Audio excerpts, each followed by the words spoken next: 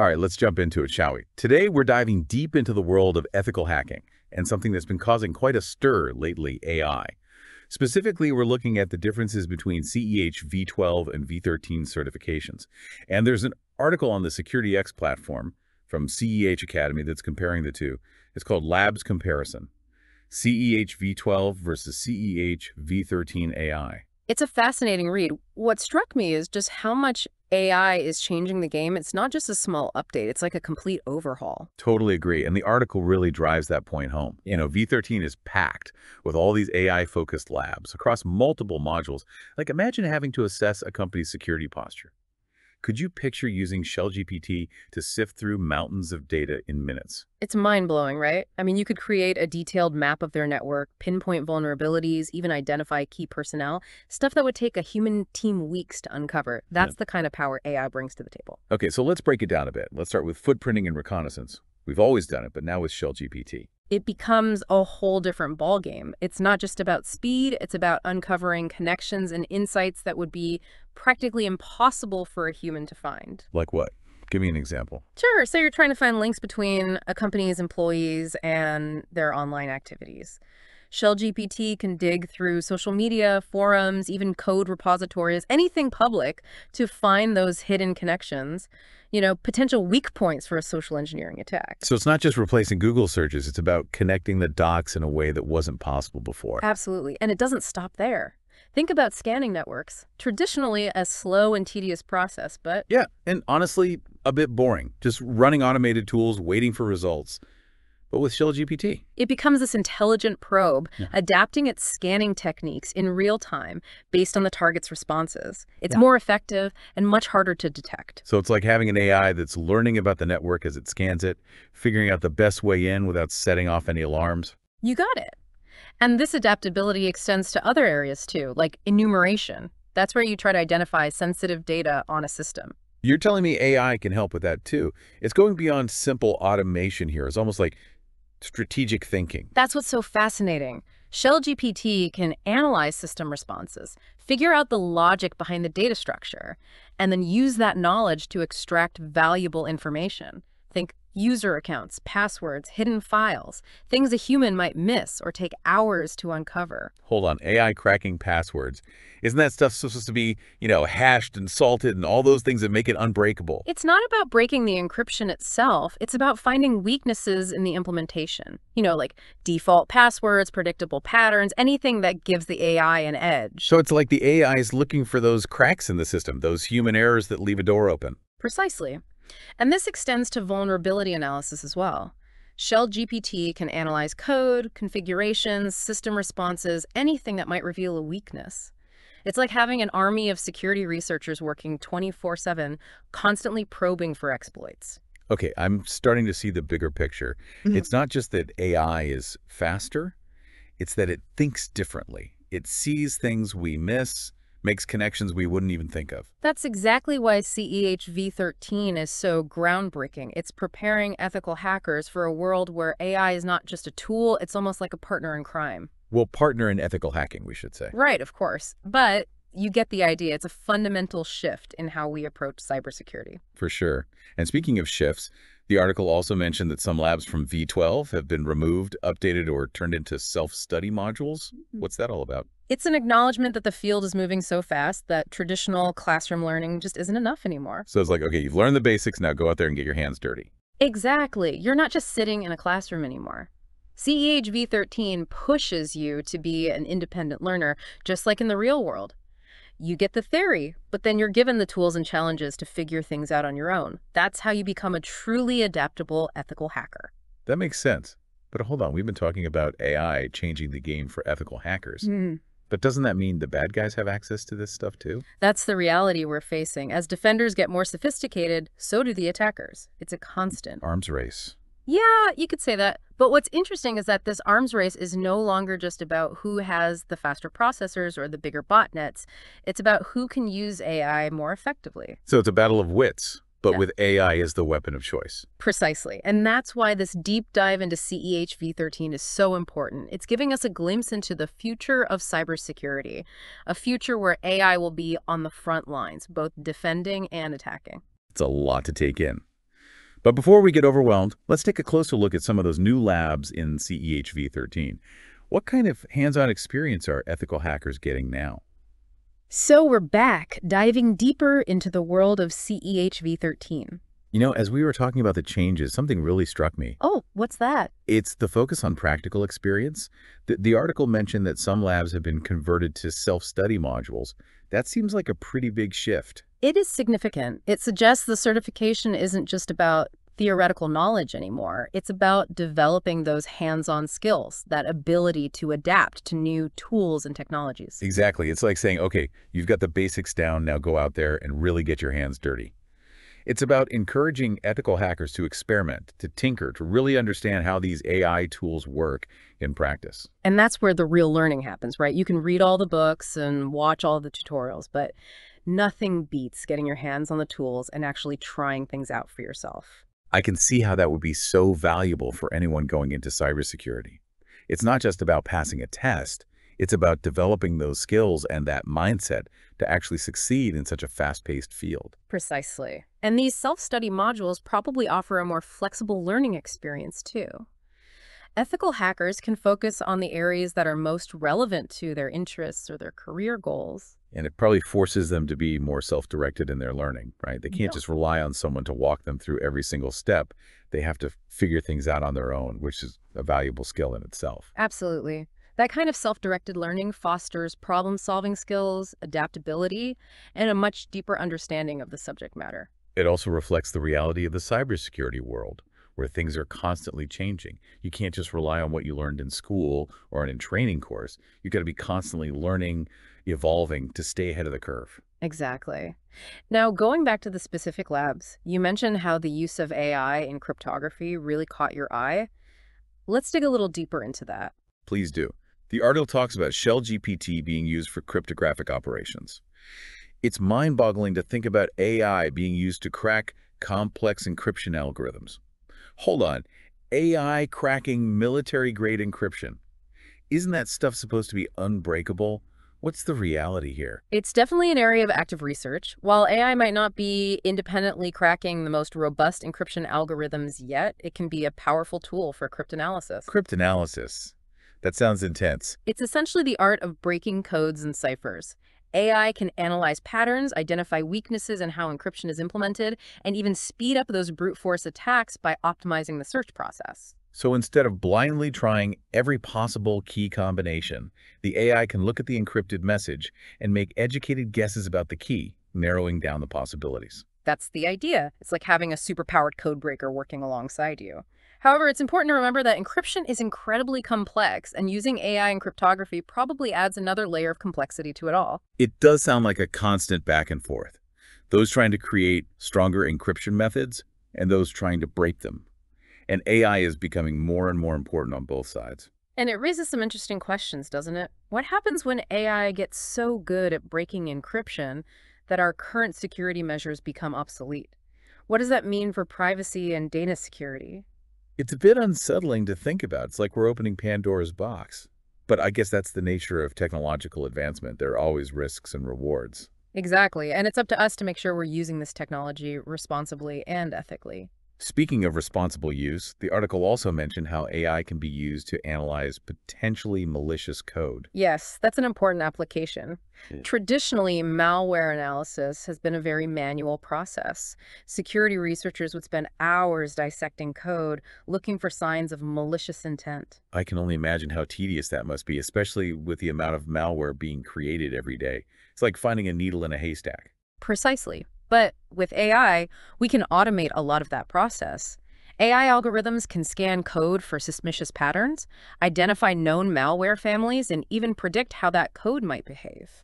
So AI can help us understand what the malware is designed to do, even if we haven't seen this particular strain before. That's right. It's like having a digital forensics expert that can analyze thousands of lines of code in seconds and tell you if it's likely to be malicious or not. Okay, I'm completely lost here. How can AI possibly help with something as complex as cryptography? Walk me through this like I'm 5. Okay, imagine you have a huge box of Legos, Yeah. and you need to find one specific piece, a red brick with 4 knobs. You could search through the entire box, piece by piece, which would take forever. Okay, got it. Now imagine you have a special machine that can scan all the Legos and tell you exactly where that red brick is. That's kind of what AI is doing with code. It's scanning for specific patterns and characteristics that tell us, hey, this might be malicious. So the AI is like a Lego sorting machine for malware.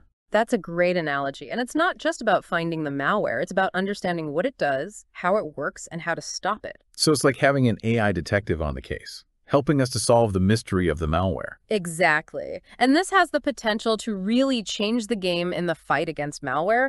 By automating and speeding up that process of analysis, AI can help security researchers identify and neutralize threats much faster, potentially preventing those large-scale attacks. It's like we're giving the good guys a superpower in the fight against cybercrime. Exactly. And it frees up human analysts to focus on those really tough cases, the ones that require human intuition and creativity to solve. Okay, I get that AI can be a powerful tool for good, but isn't there a risk of over-relying on it? What about the human element of ethical hacking, intuition, creativity, thinking outside the box? Does CEH V13 address that?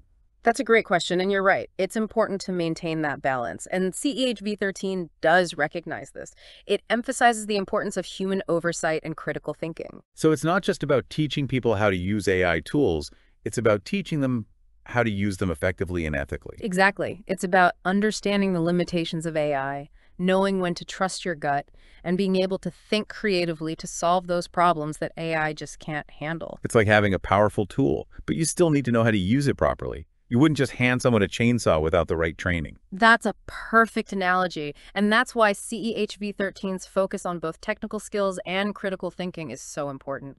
It's preparing ethical hackers for a future where AI is a valuable tool, but not a replacement for human expertise. So it's like having a powerful sidekick, but you're still the hero. You got it. Now let's shift gears a bit and talk about cloud security. The article mentioned updates to the cloud security labs, including a new lab on vulnerability assessment of Docker images. Okay, Docker images. That's one of those things I kind of understand. What? Could you give me a quick refresher? Sure. Think of a Docker image as a blueprint for a container. A container is like a lightweight virtual machine that has everything an application needs to run. So it's like a self-contained package that makes it easier to deploy applications in the cloud. Precisely. And Docker has become incredibly popular for cloud deployments because it offers portability, flexibility, and efficiency. Okay, I'm following. But if these containers are being used to deploy critical applications, they need to be secure, right? Absolutely. And that's where vulnerability assessment of Docker images comes in. Ethical hackers need to know how to analyze these images, identify any potential weaknesses, and recommend best practices for securing them. So it's not just about securing the application itself, it's about securing the entire container environment. Exactly. And that includes things like making sure the underlying operating system is secure, that the container images are properly configured, and that access to the containers is tightly controlled. Sounds like a lot of potential vulnerabilities. There are. And as the use of Docker continues to grow, we can expect to see more attacks targeting these container environments.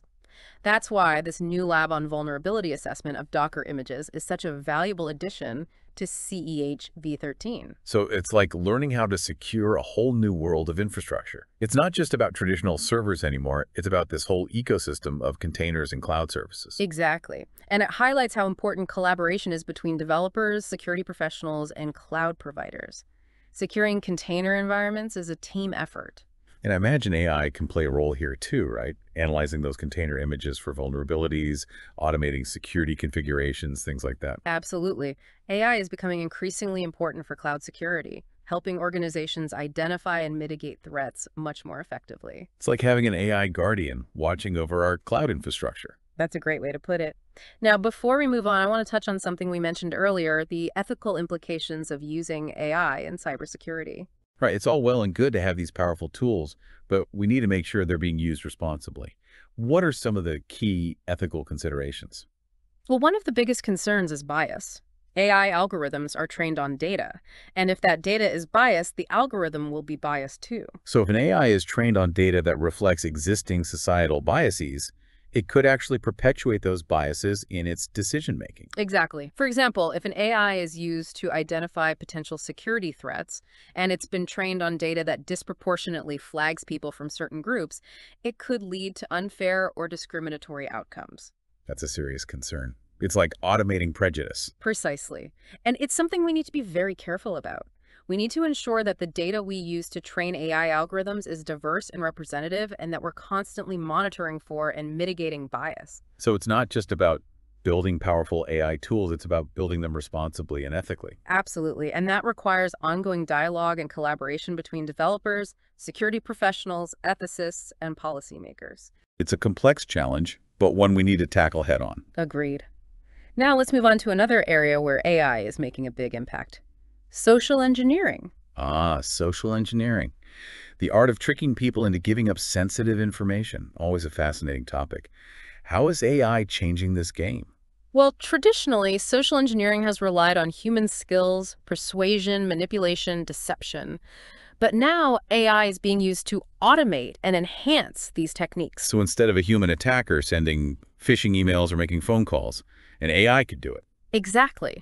And AI can often do it much more effectively. AI-powered chatbots can engage in conversations that are indistinguishable from human interactions. So you're saying I could be talking to an AI and not even know it? It's entirely possible, and these AI chatbots can be incredibly persuasive. They can gather information about you, tailor their messages to your interests, and even mimic your writing style to gain your trust. That's pretty scary. It's like the machines are learning to manipulate us on a psychological level. It's definitely a concern, and it's something ethical hackers need to be aware of. They need to understand how AI is being used in social engineering attacks and how to defend against them. So it's like learning how to spot the AI con artist. Exactly. And it requires a new set of skills. It's not just about being skeptical of emails or phone calls anymore. It's about being able to identify subtle cues that might indicate you're interacting with an AI. So it's like a whole new level of digital literacy. Precisely. And it's something that everyone needs to be aware of, not just ethical hackers. As AI becomes more sophisticated, we all need to be more savvy about how it's being used to manipulate us. It's like we're entering a new era of information warfare, where the battleground is our minds. That's a powerful way to put it, and it's a battle that we need to be prepared to fight. Absolutely. Now, the article also mentioned updates to the mobile hacking module, including a new lab on using Phonesploit Pro for Android hacking. Okay, Phonesploit Pro for Android hacking. That sounds straight out of a spy movie. What kind of ethical dilemmas does this tool raise? Phonesploit Pro is a framework for exploiting Android devices. It allows ethical hackers to gain access to a device, extract sensitive data, install malicious apps, and even take control of the device's camera and microphone. Wait, control the camera and microphone. That's getting into some serious privacy invasion territory. It is. And that's exactly why ethical hackers need to understand these techniques. By knowing how attackers can exploit Android devices, they can help organizations develop better security measures to protect users' privacy. It's like that old saying, it takes a thief to catch a thief. You need to understand how the bad guys think in order to stay one step ahead. Exactly. Now, the article also mentions updates to the IoT and OT hacking module. This is an area that's becoming increasingly important as more and more devices are connected to the internet. You know how critical CAN is in cars and industrial systems? Now imagine an attacker using AI to exploit vulnerabilities in those communication channels. That's the kind of scenario ethical hackers need to be prepared for, and CEH V13 gives them the tools to do it. That's a great point. AI can be used to analyze CAN traffic, identify patterns and anomalies, and even develop exploits that can target specific devices or systems. So it's like having an AI hacker that can speak the language of machines. Precisely. And this is a huge concern because many IoT and OT systems were not designed with security in mind. They're often vulnerable to attacks that could have serious consequences. Like shutting down a power grid or causing a traffic jam. Exactly. That's why it's so important for ethical hackers to be at the forefront of IoT and OT security research, identifying vulnerabilities, and helping organizations to secure their systems before they're exploited. It's like we're playing a game of cat and mouse with these AI-powered attackers. As they develop new techniques, we need to develop new defenses. It's a constant race, and the stakes are getting higher all the time. But it's a race we can't afford to lose. Absolutely. Yeah. Now, I'm curious about something else the article mentioned. It talked about updates to the wireless hacking module, including a new lab on finding hidden SSIDs using a tool called MDK. So ethical hackers are learning how to find these hidden networks and assess their security, making sure they're not vulnerable to attack. It's like becoming a digital detective. Precisely. And it highlights the need for organizations to be proactive in their security measures. They can't just assume their wireless networks are secure just because they're not publicly visible. It's a reminder that security is not a one-time thing. It's an ongoing process of identifying and mitigating risks, especially as new technologies like AI continue to emerge. And as AI becomes more sophisticated, we can expect to see even more creative and unexpected ways in which it's used, both offensively and defensively. It really makes you think about the future of cybersecurity and the skills that will be needed to navigate this increasingly complex landscape. One of the biggest challenges will be staying ahead of the curve. The tools and techniques being used today might be obsolete tomorrow. So continuous learning and adaptation are key, not just for ethical hackers, but for anyone involved in cybersecurity. It's not enough to just know how things work today. You need to be anticipating what's coming next. Absolutely. And that's why this deep dive into CEH V13 is so important. It's a glimpse into the future of cybersecurity and the skills that will be needed to protect our digital world. We've covered a lot of ground here, from the overall changes in CEH V13 to specific examples of how AI is being integrated into ethical hacking. It's been a fascinating look into this emerging area of cybersecurity. What's really striking is how AI is not just a tool, but a catalyst for change. It's forcing us to rethink our traditional approaches to security and to develop new strategies for a world where the lines between offense and defense are becoming increasingly blurred. It's a world where the good guys and the bad guys are both using AI to their advantage. And that raises some important questions about the future of cybersecurity and the ethics of using AI in this domain. Indeed. As AI continues to evolve, we need to have those open and honest conversations about its potential impact on cybersecurity and how we can ensure it's used responsibly and ethically. It's a complex issue with no easy answers, but it's a conversation that we need to be having now before it's too late. And that's why this deep dive is so valuable. It's not just about learning new technical skills, it's about understanding the broader implications of AI in cybersecurity and the challenges and opportunities that lie ahead. I'm feeling a bit overwhelmed, to be honest. It's a lot to take in, but it's also incredibly exciting to be at the forefront of this technological revolution. I understand. It can be daunting to keep up with the pace of change. But remember, the key is to stay curious, to keep learning, and to be open to new ideas and approaches. That's great advice. And it's a good reminder that the journey of knowledge is never truly over. There's always more to learn, especially in a field as dynamic as cybersecurity. And as we continue to explore this intersection of AI and cybersecurity, I'm confident that we'll uncover even more fascinating insights and potential breakthroughs. I'm looking forward to that. But for now, I think we need a moment to process all of this and let it sink in. I agree. It's important to take time to reflect on what we've learned and to consider how it might impact our own work and perspectives. And on that note, let's wrap up this part of our deep dive. But don't go anywhere just yet. We'll be back soon with even more insights from this fascinating article. Until then, stay curious, stay informed, and stay safe out there in the digital world. And we're back for the final part of our deep dive into CEH V13 in the world of AI-powered ethical hacking.